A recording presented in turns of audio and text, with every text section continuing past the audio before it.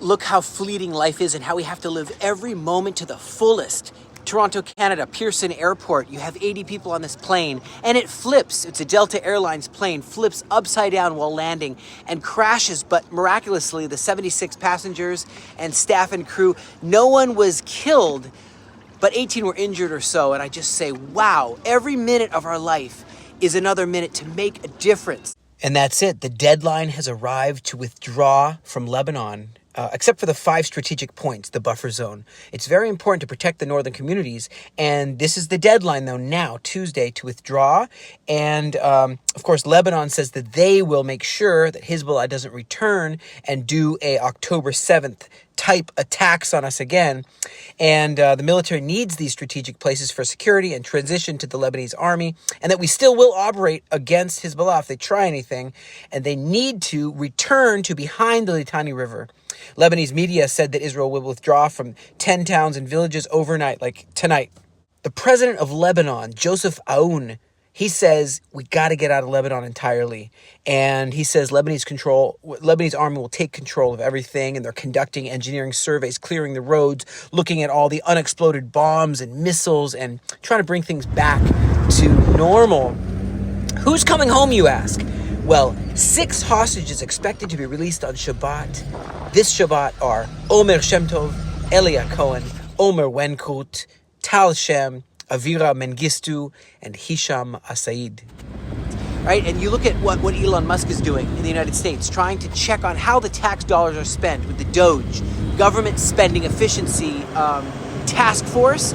And so we see that the Obama-Biden-Harris administration used taxpayer money to fund Hamas and the Palestinian Authority, $3 million to a rapper who was anti-Israel, anti-democracy, anti-freedom, $310 million through USAID, led by Obama official Samantha Powers, to build a cement factory.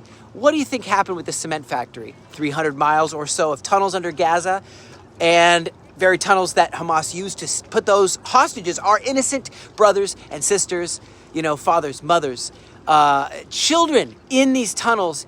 They used that money to kidnap and hide Israeli hostages, and they're still digging. They're still doing this. And it is a shame when you see American tax dollars paid for it, right? So this is such a moment, a wave of clarity to say, how can we be better and know what's trustworthy and what's not, And so people are outraged right now. Touch the money, people get outraged. Right now, Israel's saying you will release 6 hostages instead of the agreed upon 3, which was supposed to be happening on the 7th exchange coming up this Saturday.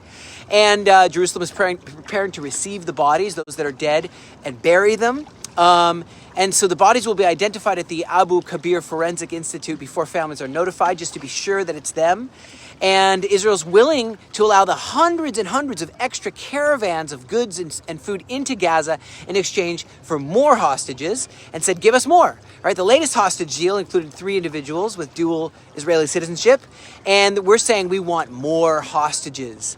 Senior Hamas official Khaled El-Haya, he said, we've decided to deliver on Thursday the bodies of 4 hostages, including the bodies of the Bibas family. The red-haired children.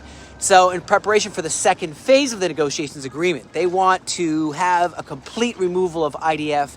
They have a whole bunch of stuff. And they said they're willing to release this Shabbat, the Bibas family, and they want us to release a whole bunch more murderers and criminals.